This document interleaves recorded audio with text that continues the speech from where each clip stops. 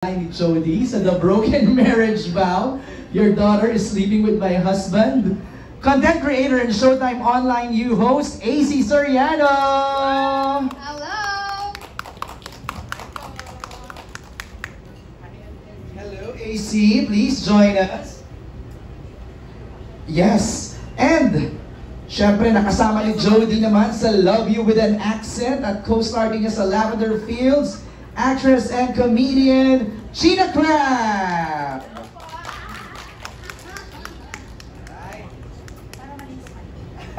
Tabihan mo na si Joey. Tabihan mo. Ito lang, magkamukha naman kami. Nick, wala ka pang mic doon. Ano sabi mo? Total, magkamukha naman kami para malito na kayo. Bati ka na, Gina! Hello, magandang hapon po sa mga bisita natin ngayon. Tsaka sa mga nanonood sa JSM Channel. Good afternoon, everybody! Ganon. Sa energy. Sa energy. Hello po! Hello po mga ka-GSM natin dyan. What's up? Sana ay masaya yung mga tanghali at yung mga hapon nyo. Thank you so much po sa panonood. Okay, AC Gina, kanina nabanggit na ni Jody partly, no, yung tungkol dun sa Let's Drink to That. Anong masishare nyo? Siguro reaction when Jody called you, paano ba? Oo, grabe. Yung gulat ko rin. Sobrang tuwa talaga ako na napasama talaga ako dito, Sisi, ha? Huwag kang ano dyan. Kasi ano to eh, bago mag-Christmas. So, kinontak ako and everything. So, parang akala ko pa nga nung kinausap ko siya, is, ito na ba yung pinaplano mo dati pa kasi dun sa US, meron niyang mga sinasabi, uy, pag may show, puro ganun-ganun lang. Eh, parang baklaan lang, charot-charot. Pero syempre ako, kung saan ka meron, go ako dyan. Hilahin mo ako dyan, kalat-kalat mo ako, hilahin mo yung baba ko kung saan mo gusto dalhin. Parang gano'n. So parang nung nangyari yun, noong December, nung tumawag, sabi ko, nagtanong si Ate Ay, sabi ko, of course!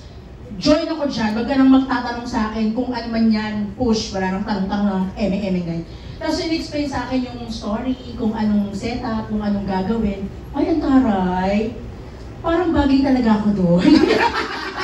Kasi happy lang, good vibes. So parang gusto ko yung idea na syempre alam pinag-uusapan nga namin lahat ng napapanood mo sa labas, yung naiinit ang ulo mo. Yes. Nabubisi ka pag nakita mo sa yung na-scroll mo sa Facebook, ano naman yan? So is ganun-ganun ka, di ba? Hindi maganda kasi puro negativity yung binibigay sa'yo. Wherein dito, yung pinag-uusapan namin is yung mga inspiring stories nga na parang, uy, may ganun pa pala, oh my God, nakakatawa. Minsan kami, kasi on the spot lang naman din namin, parang, binigay kagabi yung script, ito yung story, pag walang background, and then dun mismo sa studio, pag pinag-uusapan na namin, bago namin parang ibigay yung mga opinion namin. Kasi kanya-kanya kaming opinion, kanya-kanya kami ng saltek. May sarili-sarili kaming opinion.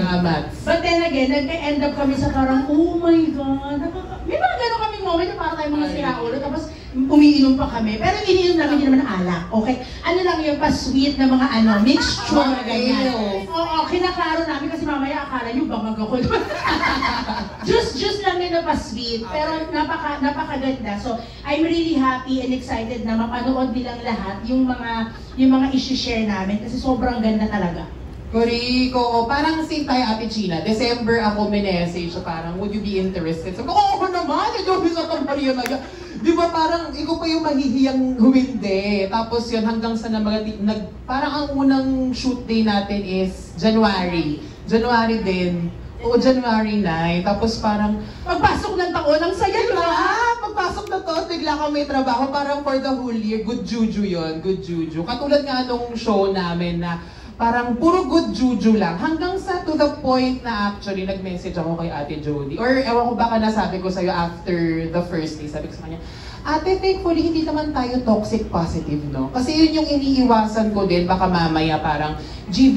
Siyempre you should also be aware din sa kung ano nangyayari sa labas, of course, di ba? Pero thankfully hindi ganun yung show namin na parang may slice of life pero sineselebrate kung sino yung mga paksa, o yung kung sino yung mga topic of the day, kung ano yung mga good deeds nila, kung ano yung mga nagawa nila for the country. So yun, sobrang after talaga ng shoot namin, sobrang nakaka-GV. Parang nakasmile ka na lang ng ganun habang natutulog ka. Huwag lang tutuloy ng ganun. Alam mo, kinakabahan ako sa running time ng show ninyo.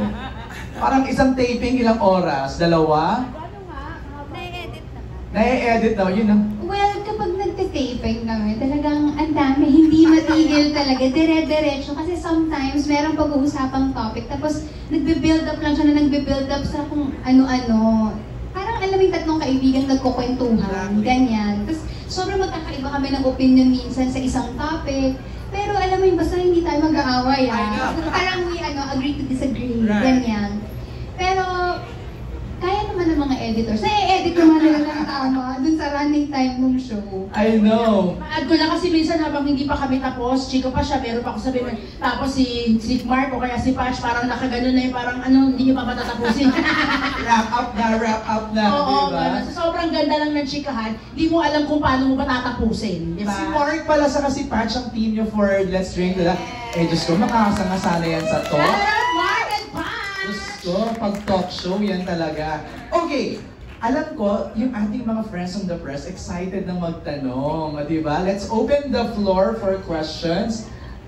Si Tessa muna. We've got an extra microphone that we can pass on sa ating mga... ito na lang.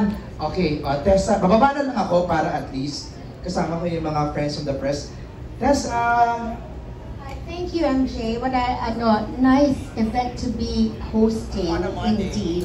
And Jody, congratulations. You really never failed to surprise us with your whatever you decide to do sa career mo. I think when we were interviewing you for Lavender Field, sinabi mo na you did announce that you won't be taking on too many projects muna sa showbiz.